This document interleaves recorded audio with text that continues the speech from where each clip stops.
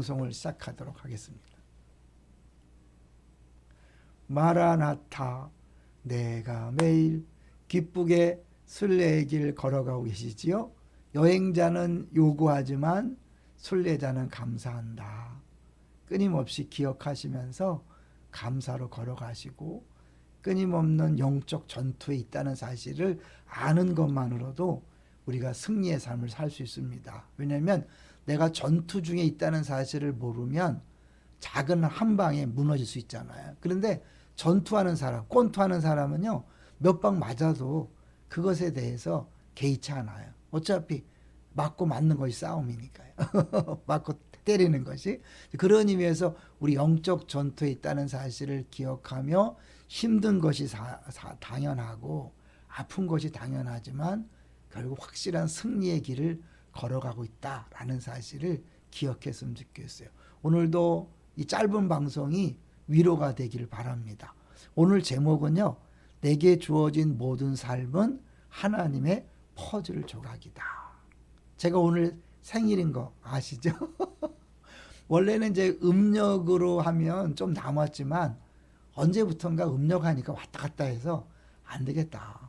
예, 저를 위해서도 그렇고 모든 사람을 위해서도 그냥 양력을 하자. 그래서 몇 년 전부터 양력을 하고 있는데 오늘이 1월 13일이라서 생일이고 어제부터 축하를 받고 오늘도 아주 어마무시한 축하를 받고 있어서 감사합니다.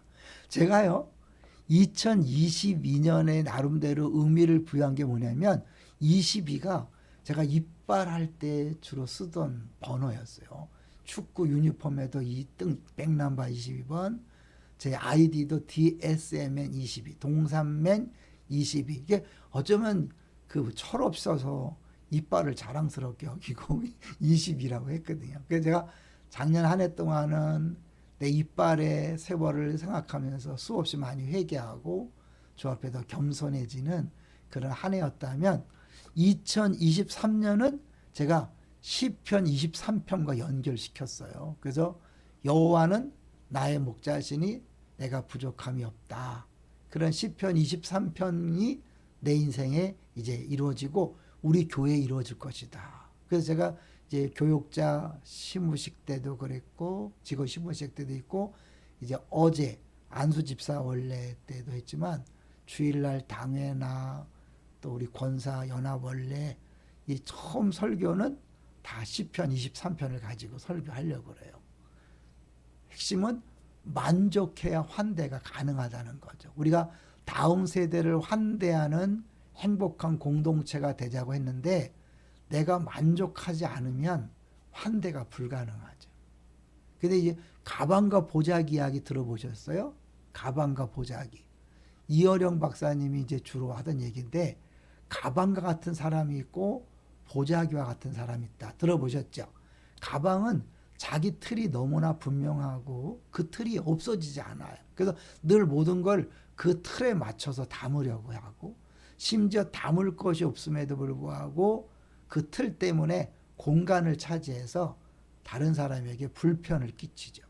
보자기는 어때요?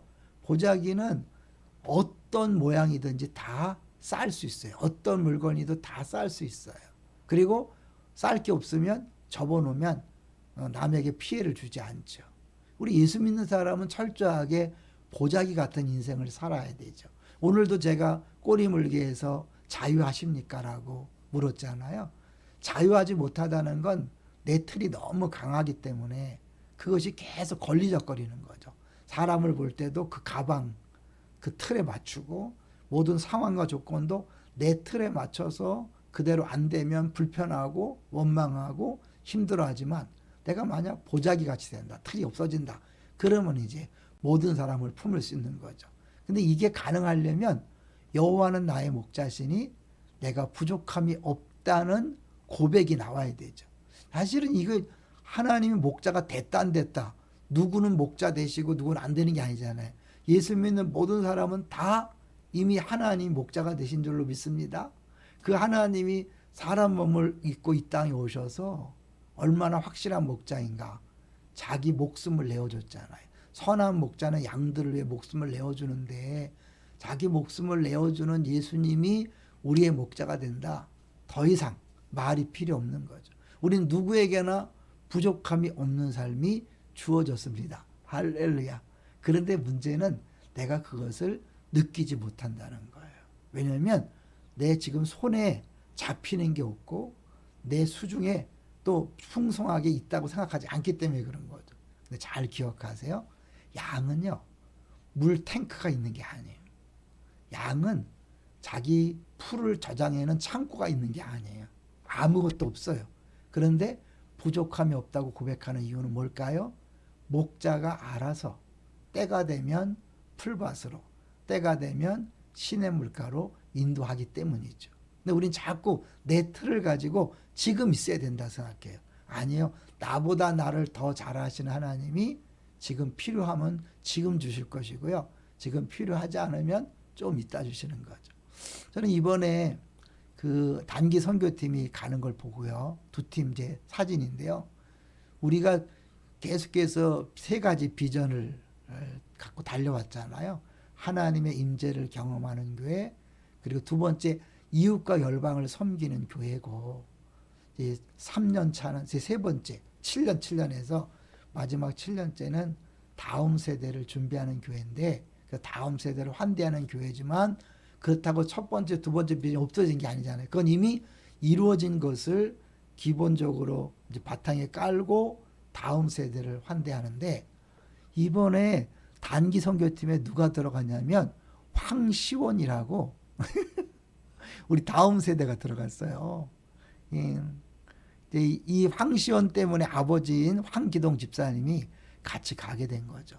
저는 이번 단기 선교팀 두 팀을 나눴지만 가장 주인공은 황시원이다. 하나님께서 이 시원이를 향한 특별한 계획이 있어서 이런 단기 선교를 준비시켰구나라는 생각이 들고요. 더 주님이 함께 한다고 느끼는 게 뭐냐면, 이 홍성인이가 이 팀장이 됐는데, 이 친구가 사실은 이 지방에 있다 올라와서 사실 적응하기 어려운 상황이었거든요. 근데 하나님이 그 단기 선교에 마음을 주셔서 팀장까지 된 거예요. 자연스럽게 교회에 적응하게 되고 자기 역할을 하게 되는 거죠. 준비시키지 않았을까요? 박성현 집사님 혹시 아십니까? 이분이 우리 안수 집사님인데, 딸 때문에 안산동산교회 갔다가 이 딸과 아내는 아직 남아 있고 집사님은 이제 올해 왔어요. 근데 오자마자 이 단기 선교팀에 이제 들어가서 같이 훈련 받고 떠나는데, 떠나는 날 참 하나님이 집사님을 준비해 준 것 같다 했더니 본인도 그렇다고 하더라고요. 그러면서 재관철 선교사님이 기도를 많이 한 것 같다고 그러는데, 제가 이런 면면을 볼 때 하나님이 다 준비해 놓으시고 이 땅 했을 때 이 팀을 만들어서 가게 하시는구나 라는 생각이 들고요. 오늘 새벽에 기도하면서 이제 우리 단기 선교팀이 작은 발걸음에 불과하지만 저는 그것이 하나님의 큰 발자국으로 나타날 것이라고 기도했고 선포했어요. 열왕기하 7장에 보면요, 4명의 문둥병자가 어차피 굶어 죽을 건데 이판사판이다 그런 마음으로 적진인 아람 진영으로 갔잖아요. 근데 가보니까 한 사람도 없는 거예요. 왜냐하면 이 4사람이, 그 환자인 4사람이 발을 질질 끌고 갔는데, 그것이 그 군대에게는 말들의 소리와 큰 군대의 소리로 들려서 무서워서 그냥 혼비백산을 도망간 거예요. 모든 양식 다 놔두고 장비 다 놔두고. 그래서 결국 그 사마리아 성에 굶어 죽던 사람들이 다 살아나게 된 일이 있었잖아요. 우리 적은 인원이 갔지만 저는 이들의 발걸음마다 하나님의 어마어마한 군대 소리로 그 살한 진영에 들려질 거라고 믿어요. 그리고 이제 이들의 작은 발걸음이 하나님의 발자국이 되어서 하나님의 큰 일을 이루시는 이제 출발점이 되겠다라는 그런 기도를 하게 됐어요. 이번 수요일 날 선교사 초청 예배를 드리면서, 사실 이 선교사 초청 예배는 단기 선교팀과는 상관이 없는 거예요. 알고 봤더니 이 선교팀에서 나름대로 다음 세대를 위한 프로그램을 준비하기 위해서 이 선교사님을 초청했더라고요. 그러니까 이 단기 선택과 직접적인 연관이 없는데 너무 시점이 딱 맞았잖아요. 이들이 단기 선교 떠나기 전날 하나님이 그 선교사님을 통해서 우리나라에 복음이 전해지는 과정에 그 수많은 역사들을 이야기했잖아요. 저는 그것이 우리 단교 선교팀에게 굉장한 그런 은혜를 끼치고 또 이렇게 힘을 불어넣었다 생각하고, 하나님이 이렇게 기가 막힌 시점에 이렇게 일하시는가. 다 다른 목적을 가지고 진행이 됐지만 하나님은 그 모든 것들을 착착착착 맞춰간다는 생각이 들었어요. 그래서 제가 리더 수양회 때마다 강의하는 것이 비전 강의잖아요. 들어보셨죠? 이 강의를 통해서 우리 최만석 목사님이 변화됐다는 거. 이게 우리 비전 강의 핵심은 그거잖아요. 내가 태어나서 지금까지 오는 동안 모든 것들은 다 하나님의 퍼즐 조각이다. 우리를 향하신 비전을 이루기 위한 퍼즐 조각이다. 그런 의미에서 제가 오늘 생일 파티를 꽃꽂이 팀에서 이렇게 해줬는데요. 엄청나죠? 이런 걸 준비했어요. 보이세요? 광희데이라고. 광어데이 아닙니다. 광희데이입니다. 이 장미꽃으로 이렇게 준비를 하셨어요. 그리고요, 여기 하나 자랑 한번 할까요? 이게요, 뭔지 아세요? 보이세요? 여기 보이세요? 안 보여도 할 수 없어요. 제가 이제 보면서 참 하나님은 어떻게 이렇게 기가 막히게 일하시는가 라는 생각을 해보면서, 참 우리가 알지 못하지만 하나님은 가장 좋은 것들로 준비하셨다가 가장 적합한 때에 주고 계신다는 사실을 다시 한번 깨달으면서 2023년이 또다시 기대가 됐어요. 저만 기대하나요? 아니에요. 우리 방송을 듣는 모든 분들도 기대해도 좋습니다. 왜냐하면 우리 하나님은 우리를 너무너무 사랑하시거든요. 담임 목사에게 이런 깨달음을 주시고 선포케 하시는 것은 의미가 있죠. 왜냐하면 하나님 우리 교회를 향하신 뜻을 먼저 담임 목사에게 보여주시고 깨닫게 하시고 마음에 소원을 주시고 선포케 하시는 것은 그 일을 이루고자 하시는 계획이 있는 거예요. 이제 계속 선포하세요. 2023년은 시편 23편의 말씀대로 여호와는 나의 목자시니 부족함이 없다. 하나님이 어떠한 방법으로 여러분을 채우시고 만족해 하셔서 다음 세대를 환대하게 하시는지 한번 경험하시고 연말에 놀라운 간증의 주인공들이 다 되시기를 주의 이름으로 축원합니다. 할렐루야.